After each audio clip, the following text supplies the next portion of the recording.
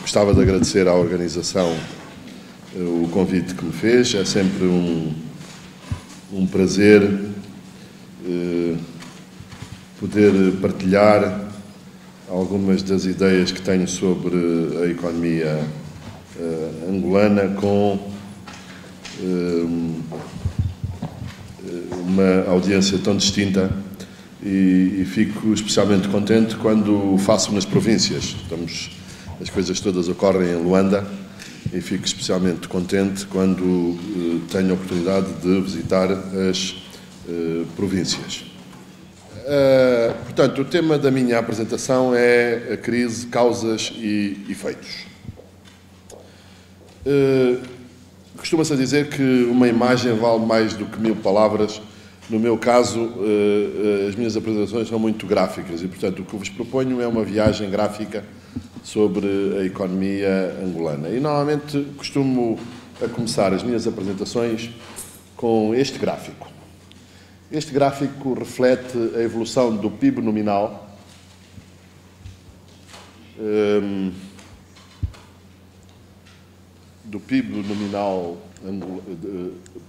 angolano desde 1970 em dólares até 2015. E, portanto, temos aqui uma evolução impressionante, não é? Nós tivemos, enfim, os períodos depois da independência, uma evolução muito moderada do PIB, em que uma parte deve-se, enfim, naturalmente à debandada da elite colonial em 1975, mas também se deve a opções que nós próprios fizemos, nomeadamente em termos da escolha do modelo económico. E nós escolhemos o comunismo. Ou escolhemos, ou alguém escolheu por nós, o comunismo e a economia centralizada. E isso reflete-se na evolução do nosso PIB. Só a partir, nós adotamos ou começamos a adotar uma economia de mercado aqui em meados da década de 80. E imediatamente a economia, de alguma forma, se ressentiu. E temos aqui, digamos assim, a primeira evolução, enfim, mais positiva. Depois tivemos aqui, nos anos 90, a primeira paz, não é? E depois o regresso à guerra e volta, enfim, o PIB a diminuir. E depois, a partir daqui, enfim, uma evolução, estão a ver, só em 2000 é que nós recuperamos o PIB de 1990, basicamente. E depois temos aqui a paz e este aumento exponencial. Enfim, o PIB, como saberão, é o indicador mais sintético. Quando nós queremos conhecer uma pessoa, perguntamos o nome. Quando queremos conhecer a economia de um país, perguntamos qual é o PIB, não é? Basicamente. E, portanto, é o indicador mais sintético e isso é a riqueza gerada por uma economia durante um ano. Repito, isto é PIB nominal, portanto, a preços correntes. E a que é que se deve? Eu costumo dizer que este gráfico devia de nos, enfim, fazer perceber o quão importante é a paz. E, portanto, enfim, naturalmente com guerra é difícil fazer uma economia. Deveu-se, entre outras coisas, à paz.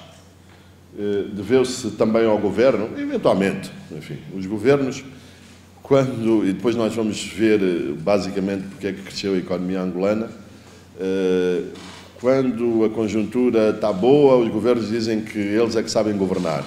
Quando a conjuntura está má, a culpa é da conjuntura, não que é dos governos. E, portanto, sem prejuízo do governo eventualmente ter feito algumas coisas boas, este gráfico diz-nos bem qual é fundamentalmente a razão do crescimento da economia angolana. Eu neste gráfico tenho o quê? Tenho a vermelho a evolução do preço do petróleo e tenho aqui a negro a evolução do PIB. Portanto, não é preciso ser um grande economista, basta olhar para este gráfico para perceber que a evolução do nosso PIB reflete a evolução Petróleo. Nós temos aqui, estão a ver, já apanhamos aqui um susto em 2008, 2009, o petróleo desce e a economia também desce. Depois a economia recupera ligeiramente e agora em 2015 estamos com a mesma maca. O nosso homem das bananas dizia que dependemos do petróleo. E é esse o problema. Portanto, a evolução da economia angolana, sem prejuízo de algum mérito que o governo pode ou não pode ter, a verdade é que a evolução da economia reflete a evolução do preço do petróleo. E eu tenho aqui o preço. Houve uma dupla coincidência. Além do aumento do preço a partir de 2002, portanto, passa de 25 dólares o barril para um pico de 112 dólares aqui em 2013, houve também um aumento da produção. Portanto, repito, independentemente do mérito que seguramente alguém teve, ou até do aproveitamento da oportunidade, a evolução da economia angolana está relacionada fundamentalmente com o petróleo. E se o petróleo está bem, a economia está bem. Se o petróleo está mal, a economia está mal. E, portanto, estão aqui a ver, aliás, eu posso voltar atrás ao gráfico, e temos aqui 2008, não é? 10. E nós estamos aqui, vocês estão a ver, de 2014, quase 130 mil milhões de dólares de PIB, e este ano a previsão é 106 mil milhões. Portanto, nós vamos ficar 1000 dólares mais pobres. Estão a desaparecer, ou desapareceram da economia, 20 e tal mil milhões de dólares. Evaporaram-se, devido à descida do preço do petróleo. Portanto, se nós quisermos ver e ter uma ideia do que é a crise atual, não precisamos de fazer muitas coisas, basta recuar a 2008. E foi o que eu fiz neste conjunto de gráficos. Por onde é que entrou a crise de 2008? A economia mundial desacelerou bastante. Estão a ver aqui, passa de um crescimento de 5,7% em 2008 para, enfim, uma forte desaceleração da economia. A desaceleração da economia derrubou o preço do petróleo. Portanto, a economia mundial cresce menos e, portanto, a procura de petróleo também cresce menos. Isto quebrou as exportações. Portanto, o contágio faz via exportações. Portanto, porque se dizia em 2008, não, esta crise é uma crise financeira, o sistema financeiro angolano está muito pouco integrado, nós não temos produtos tóxicos e, portanto, enfim, nós não vamos sofrer com a crise. Era esse o discurso, basicamente, em 2008, 2009. E, portanto, as pessoas esqueceram-se que o contágio vinha via exportações. As nossas receitas de petróleo, como veremos mais adiante, são fundamentalmente receitas de petróleo também. Portanto, a baixa do preço do petróleo comeu as receitas do OGE, obrigou a cortar na despesa e encolheu a economia. Portanto, basicamente foi esta a porta de entrada da crise de 2008. Do ponto de vista macroeconómico, o que é que nós temos? Temos que as exportações em baixa e as importações em alta puseram as contas externas no vermelho. A quebra das receitas, que não foram totalmente compensadas por cortes na despesa, abriram o buraco orçamental. Isto é, tivemos o regresso dos chamados déficits gêmeos. Déficit nas contas externas, déficits nas contas públicas. O Kwanza, enfim, a derrapagem orçamental e a economia em baixa aumentou a dívida pública. As reservas de divisas baixaram, o Kwanza abanou, desvalorização do Kwanza, estava a 75 kwanzas por dólar, passou para 90, isso a taxa de câmbio oficial, e a inflação acelerou. Portanto, os fundamentos, digamos assim, macroeconómicos excedentes orçamentais, dívida pública relativamente baixa, inflação controlada, tudo isso se deveu não, enfim, repito, sem prejuízo de algum mérito de quem conduz a política económica, tudo isto se deveu ao petróleo. Basicamente, é o petróleo que comanda. E como é que nós saímos da crise? A economia mundial recuperou, o petróleo animou o preço do petróleo, as exportações aumentaram, as receitas do Estado também aumentaram, a despesa pública aumentou e a economia voltou a crescer, embora a taxas muito mais reduzidas. Portanto, o funcionamento da economia angolana basicamente tem a ver com os ciclos petrolíferos, os ciclos do preço do petróleo. Se o petróleo está bem, a nossa economia está bem. Se o petróleo está mal, a nossa economia está mal. Obviamente que com a melhoria, portanto, mais exportações, apesar do aumento das importações, o déficit externo saiu as contas externas saíram do vermelho e o mesmo acontece com as contas públicas. As receitas do Orçamento Geral do Estado aumentaram, o que suportou o aumento da despesa e as contas públicas melhoraram. Portanto, basicamente foi esse o caminho que seguimos para a saída da crise. Naturalmente que houve a melhoria nas contas públicas ajudou ao controlo da dívida pública, portanto a dívida pública é em percentagem do PIB, o que significa que se o PIB aumentar, se o denominador aumenta, o rácio diminui. Não é? E o mesmo sucede com as reservas aumentaram, o Kwanza estabilizou e a inflação desceu para mínimos históricos. Em 2013 tivemos 7,7% de inflação, portanto, pela primeira vez na história de Angola, tivemos uma inflação inferior a 2 dígitos. Portanto, não precisamos de recuar muito tempo, basta irmos até 2008 para vermos quais são as causas e quais são os efeitos da crise que nós estamos a viver atualmente. E, portanto, não será muito diferente porque a nossa petrodependência mantém-se. Eu tenho aqui estes 4 gráficos. Para já, temos aqui a questão da variação do PIB. Aqueles tempos de forte crescimento pertencem ao passado. Agora ainda se diz que a economia angolana cresce muito. Mentira. A economia angolana não cresce nada. Esta ideia, eu ainda tive a semana passada em Genebra, no exame das políticas comerciais angolanas, e o chairman da conferência dizia que Angola crescia muito. Mentira. O que Angola cresce é isto. Estamos a ver, não é? Desde 2009, 2,1, 3,6, 1,9, 7,6, por aqui. A nossa população aumenta anualmente 3%. Portanto, o nosso crescimento praticamente não dá para o aumento da população. E, portanto, estamos a falar de períodos anteriores à baixa do petróleo. Nós não conseguimos recuperar da crise de 2008. E tenho aqui estes 3 gráficos, sim.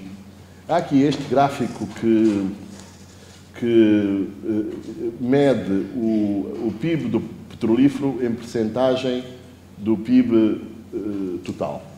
E, portanto, nós vemos que desde 2002 até 2012, enfim, este indicador não é muito controverso. Uma vez aqui o nosso amigo professor Emílio Londa escreveu até um artigo sobre isso, explicando porque é que o peso do petróleo no PIB não seria um bom indicador de diversificação da economia. Enfim, não sei se ele irá falar e aprofundar isto quando falar sobre a diversificação da economia.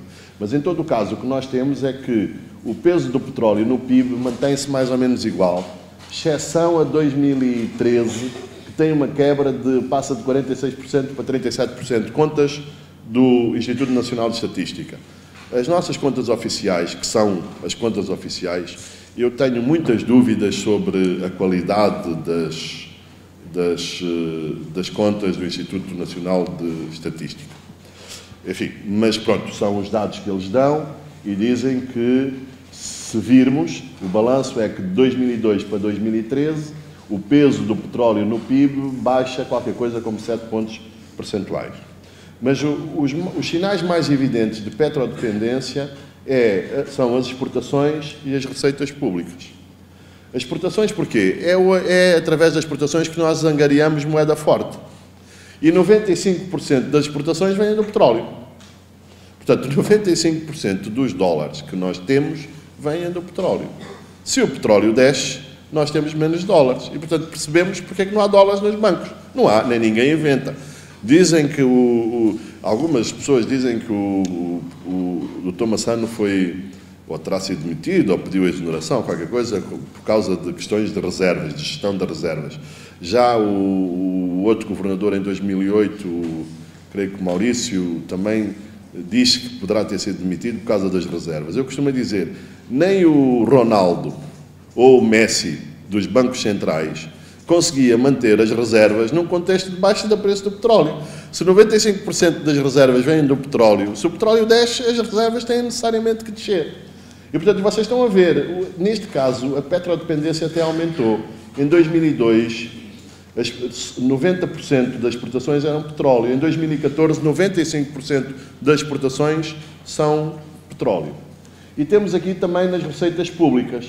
Anda à volta entre 70% e 80% das nossas receitas públicas são petróleo. Portanto, se o petróleo desce, o Estado não tem dinheiro para investir nas infraestruturas. Não tem, enfim, fica para pagar os salários e pouco mais. Os salários atualmente representam 45% da despesa pública. Portanto, aquele senhor das bananas tinha toda a razão. O nosso principal problema é o quê? É a petrodependência. E essa petrodependência não se alterou nos últimos anos. Desde 2002, a economia cresceu muito, o PIB multiplicou-se por 10, mas a estrutura da economia basicamente manteve-se. Não estamos aqui a dizer, e o processo, eu costumo dizer que se a diversificação correr bem, vai demorar muito tempo. E, portanto, não tenho dúvidas sobre isso. Agora, faltam muitos sinais, faltam indicadores sobre esta diversificação da economia, nomeadamente em termos de exportações, em termos de receitas públicas, tudo depende do Estado. Se o Estado não paga, a economia para. É um bocadinho aquilo que nós estamos a viver atualmente. Agora, as duas crises não são iguais. Nós vimos que a crise de 2008 é uma crise da procura. A economia mundial desacelerou, a procura de petróleo desacelerou, o preço baixou. Provavelmente, em 2014, nós estamos em presença de uma crise do lado da oferta. Há um excesso de petróleo no mercado. E é provavelmente isso que está na origem da baixa do preço do petróleo. Eu preparei este gráfico que tem duas coisas. A vermelho tem a evolução do preço do petróleo em 2008. Portanto, o momento zero é o momento do pico do petróleo. Em 2008, este momento zero, estamos a falar de meados de julho de 2008, quando o petróleo atingiu um pico nos $144 o barril.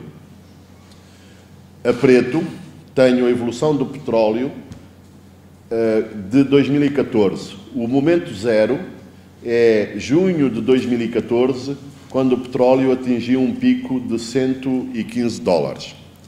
O que é que nós temos nestes dois gráficos, que é evidente? Em 2008, houve uma queda abrupta, rápida, do preço do petróleo, que passa de $144 o barril em pouco menos de 4 meses. Ok? A partir daqui, começa a recuperar. Temos aqui esta linha com altos e baixos, mas começa a recuperar. Portanto, temos um mergulho rápido do petróleo, que passa de 144 para 35, mas quando a economia mundial começa a recuperar, o petróleo também começa a recuperar. O que é que nós temos em 2014? Temos uma descida menos pronunciada mais lenta temos aqui um mínimo nos 45 dólares e vocês estão a ver portanto, isto são 300 dias depois, portanto, estamos a falar de 10 meses depois, o petróleo ainda está nos 46, 50, mais ou menos, e vocês vejam, em 2009, 10 meses depois já estava nos 72 dólares. Portanto, a recuperação do preço do petróleo e todos os dados, enfim, ninguém sabe o que é que vai acontecer exatamente com o petróleo, mas os receios é que provavelmente nós não vamos ter, enfim, aqui está até 72, mas depois, como sabem, foi até 115, não é? E, portanto, provavelmente agora há um aumento da oferta, por razões tecnológicas, a tecnologia permitiu que aparecessem e aumentasse a produção nos Estados Unidos e, portanto, nós não devemos esperar que um aumento do preço do petróleo rápido, não é? Há quem fale, enfim, repito, isto vale o que vale, não é? Mas há quem diga que só lá para 2019, 2020, há quem diga que o petróleo vai para 20 dólares, há quem diga que vai para mais, enfim, não sabemos. Mas os dados disponíveis não nos deixam muito otimistas sobre a evolução do preço do petróleo. Portanto, provavelmente nós teremos um período maior com o petróleo em baixa do que tivemos em 2008, em que o petróleo desceu rápido e depois começou também a subir. E, portanto, este é o de 2014, a descida é mais lenta, recupera, baixa, recupera mais um bocadinho, baixa outra vez, e estamos aqui à volta dos 46, enfim.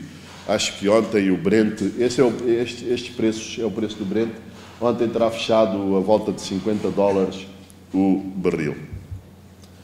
Então, e quais são as causas da crise? É o petróleo. Quais são os efeitos? Tenho aqui o Orçamento Geral do Estado de 2014 a preto, 2015 Orçamento Inicial a amarelo e 2015 revisto a vermelho. Portanto, o Estado, quer dizer, vamos olhar sobretudo para o lado das despesas, o Orçamento Inicial de 2015 é uma fantasia. Eu tive a oportunidade de dizer isso, de escrever isso, que os deputados não deviam ter aprovado o Orçamento Geral de 2015, porque era uma fantasia. As despesas aumentavam, vocês estão a ver, as receitas diminuíam ligeiramente, mas as despesas aumentavam, passavam de, fazendo o câmbio a 100, passavam de 46 mil milhões de dólares para mais de 50 mil milhões de dólares. E, portanto, estava na cara de toda a gente que aquele orçamento era uma fantasia, devia de ser, enfim, os deputados nem deviam ter aprovado. E então o que é que tiveram que fazer? Tiveram que apresentar um orçamento retificativo, que é o vermelho, com uma queda enorme de despesa. A despesa passa de mais de 50 mil milhões de dólares para 35 mil milhões de dólares. Estamos a falar de um corte da ordem dos 30%. Este gráfico é a mesma coisa, só que em percentagem do PIB. Portanto, quais são os efeitos da crise, da redução do preço do petróleo, da diminuição das receitas? São cortes na despesa. E agora a questão é a seguinte: e qual é a despesa que é cortada? É, fundamentalmente, a despesa de investimento. Nós temos aqui as despesas do Estado, despesa total, despesa corrente e despesa de investimento. Normalmente a despesa corrente diz que é a má despesa. É a despesa de pagamento de funcionários, transferências, subsídios, todas estas coisas. E diz que é má despesa porquê? Porque o efeito é só naquele ano. Já as despesas de investimento são consideradas boa despesa porquê? Porque têm um efeito multiplicador sobre a economia. Se se faz uma estrada, essa estrada vai dar rendimento durante não sei quantos anos. Se se pagou ao funcionário público, ele gasta o dinheiro e o efeito é basicamente nesse ano. Então o que é que nós temos? Basicamente, os cortes, ou a maior parte dos cortes, foram feitos aonde? Na boa despesa. Na despesa de investimento. E não na despesa corrente. Enfim, mas isso é igual em todo lado. Os governos, quando fazem os orçamentos, dizem que vão aumentar o investimento, porque é a boa despesa. Mas depois, quando executam, nós verificamos que gastam mais, o investimento não aumenta tanto e aumenta as despesas correntes. E dentro das despesas correntes, nós temos aqui um problema muito grande que tem a ver com os funcionários públicos. No orçamento revisto de 2015, a função pública, a remuneração da função pública anda aí à volta dos 40% a 45%, que é uma coisa, enfim, terrível. Portanto, isto é exatamente a mesma coisa, só que em percentagem do PIB. Portanto, o efeito imediato é o quê? Entre 70% e 80% das receitas do Estado são petróleo, o Estado recebe menos, tem que cortar na despesa. Eu preparei aqui um pequeno gráfico também com Benguela. E então, Benguela, nós temos 84 mil milhões de kwanzas de orçamento, tivemos em 2014. No orçamento inicial de 2015, o Estado aumentou praticamente para 100 mil milhões de kwanzas. Estamos a falar de 840 milhões de dólares, ao câmbio de 100. Estamos a falar de o orçamento de Benguela, despesas, 1.000 milhões, e depois teve que levar um corte de 30% relativamente ao coisa. Portanto, o orçamento de 2015 revisto para Benguela é à volta de 71 mil milhões de kwanzas, estamos a falar de 700 milhões de dólares. E lá está. Onde é que é o corte maior? No investimento. Portanto, relativamente ao orçamento inicial, o orçamento passa de 15 mil milhões de kwanzas para 5 mil milhões. Se compararmos com 2014, é a metade. Portanto, estamos a ver, não é? Onde é que vêm os cortes. Portanto, primeiro efeito sobre o Orçamento Geral do Estado. E, portanto, a nossa economia depende muito do Estado. Muitas vezes o Estado diz que corta, mas depois acaba por não cortar, acaba por gastar, mas depois não paga. Os atrasados são os quilápios do Estado são uma coisa terrível. Também foi dito aqui na conversa, ou aliás o texto do sketch está muito interessante. Os meus parabéns aos autores do texto. Outra maca mais tem a ver com a maca dos dólares, não é? E que nós vemos aqui. O que é que eu tenho aqui? Eu tenho nesta linha de baixo, tenho a evolução da taxa oficial do Kwanza, não é? Que passa, enfim, sobretudo a partir do princípio do ano, começa a desvalorizar e eu aqui nem tenho, enfim, há aqui uma desvalorização de junho, entretanto já houve outra desvalorização agora em setembro, que não é captada aqui. E em cima o que é que eu tenho? A taxa de câmbio do informal, das quinguilas, que aqui ainda está a 188, dizem que já esteve a 300, que agora está um bocadinho mais baixa, mas o que é? Enfim, aqui os mais cotas lembram-se do tempo do socialismo e da economia socialista, em que os produtos eram todos muito baratos, não é? Nas lojas. Só que havia um pequeno problema, não havia produtos. Os produtos eram baratos, mas não havia, não havia. É um bocado a maca dos dólares do BNA. O BNA vende os dólares baratos, não vende, mas não há. Nós queremos, mas não existe. Não é? Portanto, é esse o problema. E este indicador, vocês estão a ver que aqui, no princípio de 2014, qual era a diferença entre a taxa oficial e a taxa das quinguilas? Era 4 kwanzas. A taxa do BNA era 98. Nas quinguilas era 102. Portanto, não havia diferença. Portanto, Este avolumar do gap diz tudo sobre o irrealismo da nossa taxa de câmbio. Esse é que é o problema. É que a nossa taxa de câmbio do BNA é uma fantasia. E o problema é que o que é que ocorre em função disto? É a desconfiança e a falta de transparência. Quem é que anda a comprar os dólares a 140? Quem? Nós não somos, porque quando nós perguntamos ao banco não conseguimos. Quem é que é? Há uma falta de transparência enorme, porque nós não sabemos quem é que fica com os dólares a 140. Nós ficamos um bocadinho com a sensação, nós supostamente quando vamos, por exemplo, viajar, temos direito a 15 mil dólares. Se vamos ao banco, o banco diz, olha, se o senhor quiser em notas, eu se calhar arranjo-lhe 2.500. Se quiser transferência, se calhar a gente consegue 5 mil. Mais ou menos, enfim, são ordens de grandeza. Mas, de acordo com a lei, eu tenho direito a 15 mil.